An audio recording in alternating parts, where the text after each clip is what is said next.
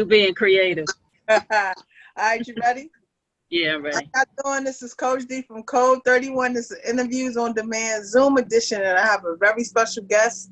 She's more than special. She's family. She's from Southside. I want y'all to welcome my guest, Michelle Reed. How are you, young lady? Hi, how are you? Thanks for having me, Dawn. Appreciate it. You know, I'm always here to support you. No doubt, no doubt. So for my audience that may not know about you, just give them a little background. We know you, well, I know you're from Southside, but give them a scenario where you come from and who makes Michelle Reed who she is today.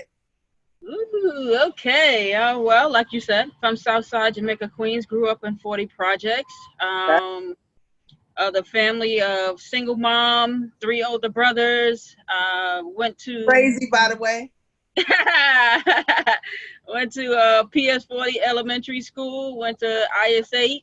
Went to August Martin High School. Mm-hmm. Went on to play college ball at Sullivan Business College, as well as Western Kentucky University.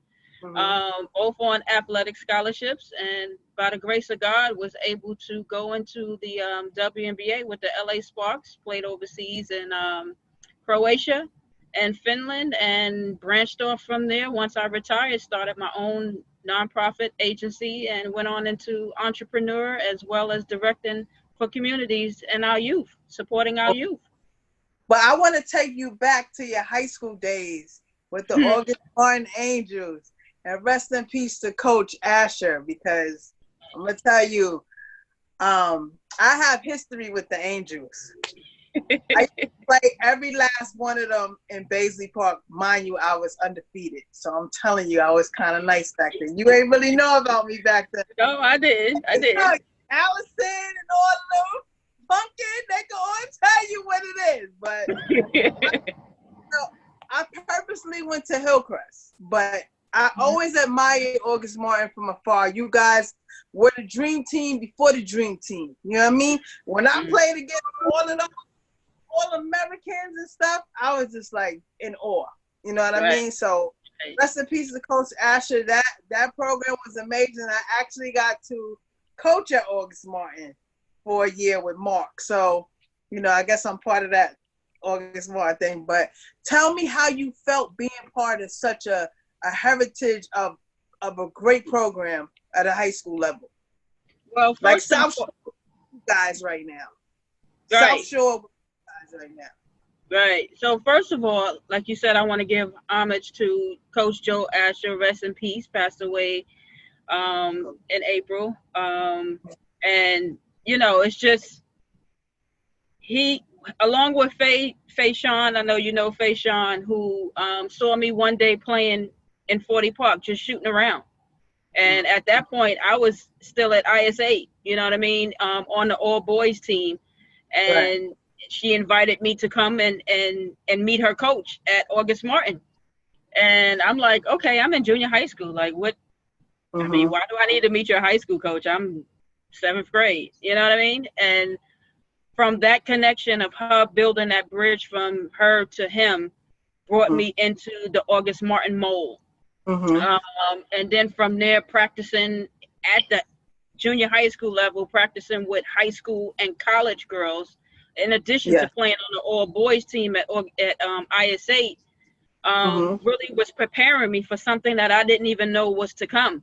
You know what I mean? And just being a part of a national championship team with August Martin, PSAL championship teams, having the honor of being, you know, playing at Madison Square Garden in the Mecca of New York City. Many people can't get to say that they've had that experience, especially as a female basketball player. You know what I mean? So to have that early and to be able to transfer that experience onto something major, to be able to take that same experience and play at a professional level and come back and play at the Mecca again. That was all from that foundation of being around the right people, around those girls, around those women now, and an amazing coach who him and Don Adelsman at the time, who was coaching aside him, really made sure that as young ladies, if we did nothing else, play the game to get a free education.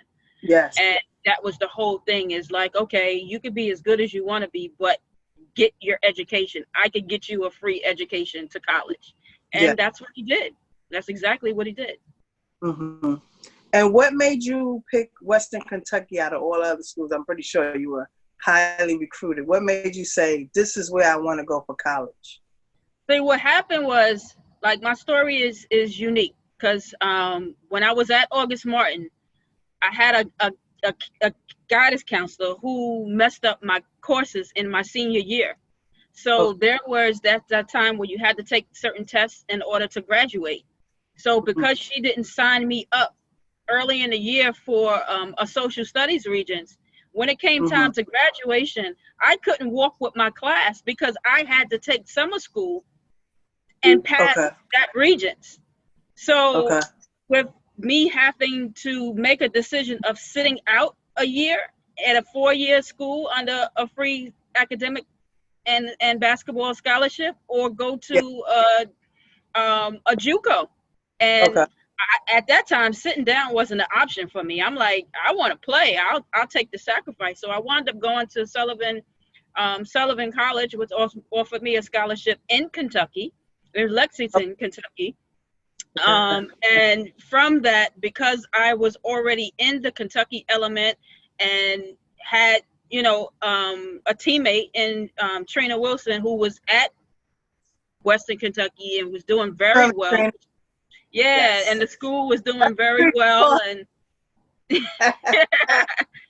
and the school was doing well. They were the top 10 in the country, and I went for the visit. I enjoyed the team. I enjoyed the campus. I enjoyed everything that the program had to offer, because yes, they were still coming at me. I think they were recruiting me back in I think my sophomore year at August Martin. So, at that time, women's basketball wasn't as big on television as it is now. So you really didn't know what schools were at what capacity. You just knew by the letters you were getting. And if they were Division I or Division II, Division III, I mean, I had them all. So I'm like, I don't know how to make this choice. But it was easy for me because I was already in Kentucky and built the camaraderie there. So just made the transition like that, and came in and finished, JUCO, a 2-year college, in a year and a half. And because my school was on quarters, I was able to just make the transition right into Western Kentucky, and it was just the ideal fit. That's awesome. And tell me a little bit about your overseas experience. Wow, overseas. So my first place I went to was Croatia. Which was kind of scary for me, I would say, because first when you land, you land in the major airport, but then I had to ride 2 hours out away from the airport from with a team that I was playing with, and my transportation was dependent on them. So when I got there, the town was amazing, but only one person in the whole town spoke English. And it was one of my teammates, and she was super cool, but I didn't understand nothing they were saying. I told them, just point and just tell, you know what I mean? That's how I was doing things. Just point, tell me where I need to be on the floor, how to play go. I'll follow it like that. But she was amazing in helping me with that transition. And the people there, they treat athletes top notch. I mean, they just love American athletes. You go to restaurants, they want to buy you drinks. You go eat, they don't want to charge you. You know what I mean? And the fan base was absolutely amazing. The uniforms were super tight, like playing in spandex. But I wasn't used to that coming from the bag you wear. But but the experience was amazing. And our team wound up going to making the playoffs, and that's when I actually came back to the States. I didn't even get a chance to participate in the second round of playoffs. So then after playing with the Sparks, and then the following season, I wound up.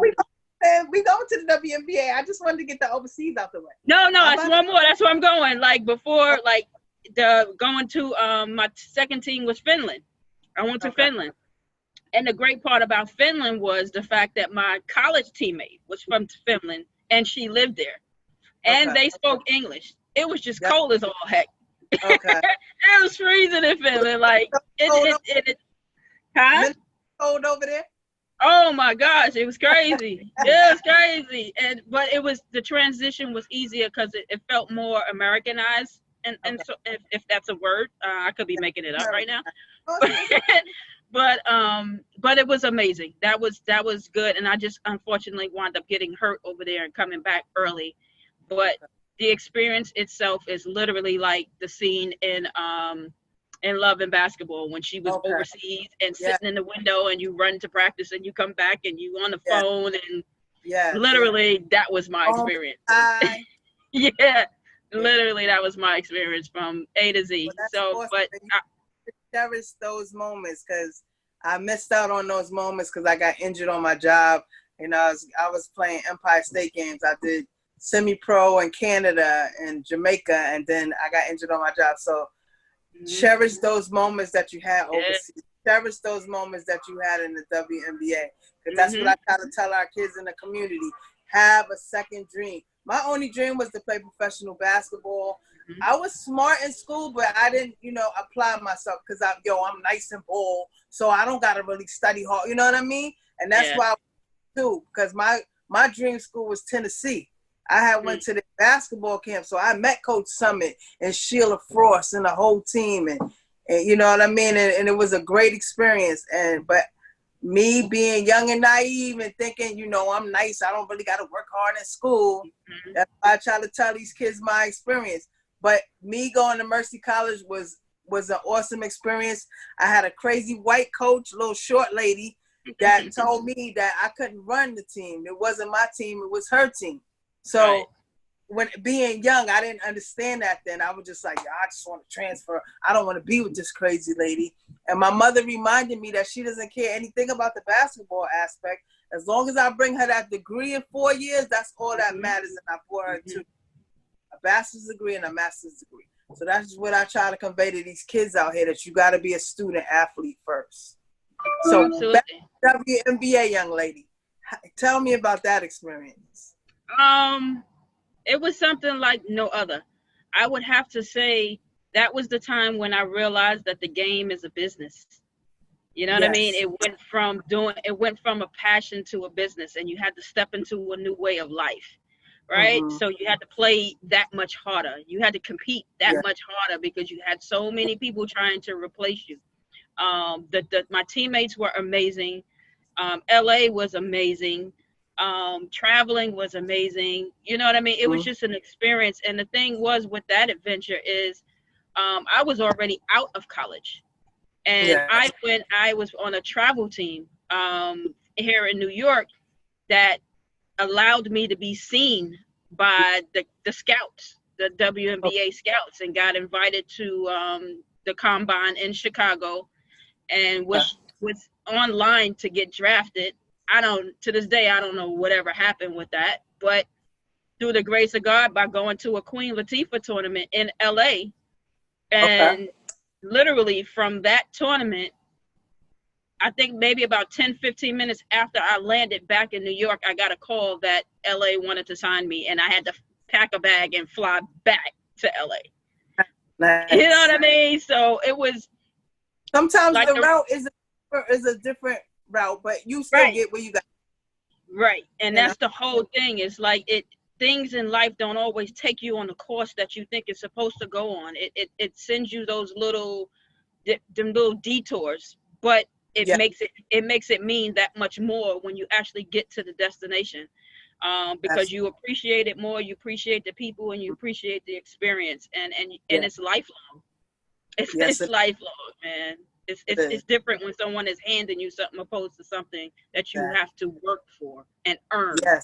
Yes, exactly. It means more. It feels so much better when you earn it on your, create your own lane. Like with this media thing right here. Like I'm interviewing so many people. Like to interview Ice-T and KRS-One and MC Shan. Like people like you grow up admiring, and then you actually get an opportunity to interview them. Like you're the same field, and I know you be bugging out with who you're interviewing. Like wow, like I interviewed Kenny Anderson. You understand? Like, I reached out to him, and he was like, yeah, I'll do it. And I'm just like, wow. I'm telling him, like, I played in your tournament. I won your tournament. I had the jacket, the big trophy. Like, we was really talking like we knew each other forever. And, like, if my brother was here, he'd be like, yo, you doing it. Mm-hmm. Kenny Anderson, my dad was like, you interviewed Kenny? So now I'm like, yo, I want to interview Stephon, Kenny Smith, you know what I mean? Ryan, whoever. And they don't have to be celebrities or legends. I want to interview. Everybody has a specialty about themselves. Everybody has a story to tell. So I want to be that media personality to say, yo, come on my platform and let's talk about what you got going on. Like, I just interviewed somebody before you, and they were like, oh my God, like, Coach Dee, you're amazing. I love being on your platform. I didn't think I'd get this opportunity. I don't want anybody to feel like, oh, I'm just, if you're not a big time, that I'm not going to interview you. That's never been me. Right. So right. That's I'm glad that you reached out. But I was going to interview you anyway, young lady. I just was trying to get the people who right now in the pandemic, and you have an opportunity to reach out to them. That's why I've been trying to reach out to. But you was always on the radar. I appreciate you so much for us being in your tournament, being Coach of the Year in your tournament, and just giving us an outlet out here in our community to better these kids' lives.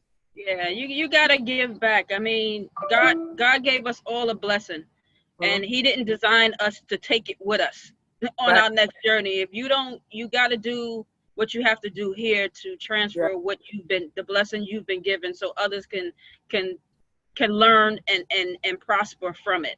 Yes. And whether I'm doing a tournament, whether I'm speaking to you, or whether I'm speaking to a child or a parent on the street, I have something to share that can help people move forward from my journey.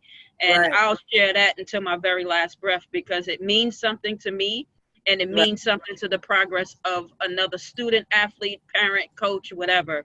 It's something that they can use in their experience to help themselves in some way to the game and to the game of life. So that's just what it is. So what lasting impression would you like to give to the audience, and also give them your social media? Well, my thing is just that I'm an open platform. Like, if student athletes, parents, coaches, whoever wish to speak to me about my experience, or want me to speak to their kids or speak to a group of kids, no matter what age they are, about my experience and different experiences that can either prevent them from making some of the mistakes that I've made, or help them not make mistakes on their venture, or just help guide them in where they wish to go with their plan of life as an athlete, but more importantly as a person. I'm here. Like, I'm not stingy with my time, and I'm not stingy with my information. And I really want people to know that, because I've been through a lot, both good and bad, and I'm still here. And I'm still here, so I just really want people to know that, because when I speak to people, it comes from the heart, and it's not with an agenda. It's with the purpose of filling people with information that they can use to further themselves. Yes. Well, I know you have to get ready for another interview. Otherwise, we can keep on going, or we can actually do a part 2 if you like it, and you can be more in depth into what, other stuff that you've been going through. But quick question before you go. Would you change anything now that you know and you've been through so much? Would you change anything in your path to where you are now today? I wouldn't change a thing. I just wish I knew then what I know now, but everything happens just the way it's supposed to happen. And I would never put change at the end of that. I would just say, I'm still here, and whatever I wasn't able to do, I still have time to do. Okay. And where can they reach you on social media? My Facebook page is Michelle Chocolate Reed. My Instagram is the same thing, Michelle Chocolate Reed. I think it is at Michelle Chocolate Reed. I'm not really like this, the whole, I'm just learning the Instagram thing. But I definitely can be found on both of those. I have a Twitter. Don't ask me what it is. Okay. I'm terrible with that kind of stuff. I'm so used to Facebook. But those two platforms.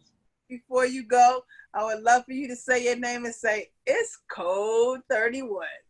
This is Michelle Reed, professional basketball player and entrepreneur, and this is Code 31. And you didn't talk about your real estate, but we're going to leave that for part 2. Hey, I got a few minutes. If you want to ask what you want to ask. No problem. your meeting, so I was trying to, get everything that we need to get in. Ask me what you want to ask me. You got my time. It's not a problem. Okay, well, real estate. What made you want to get into real estate? Actually, that's a hobby that I picked up since I've been out injured with work, because I've been out injured since October of 2018. Mm-hmm. And well, that you got injured. Where you got injured at?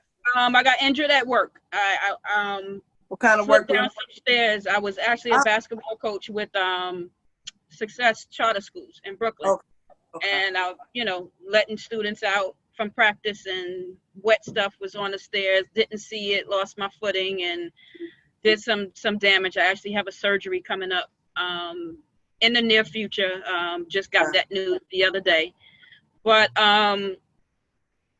the real estate came in because it's when you sit back, and I do a lot of reading and I do a lot of researching about finances.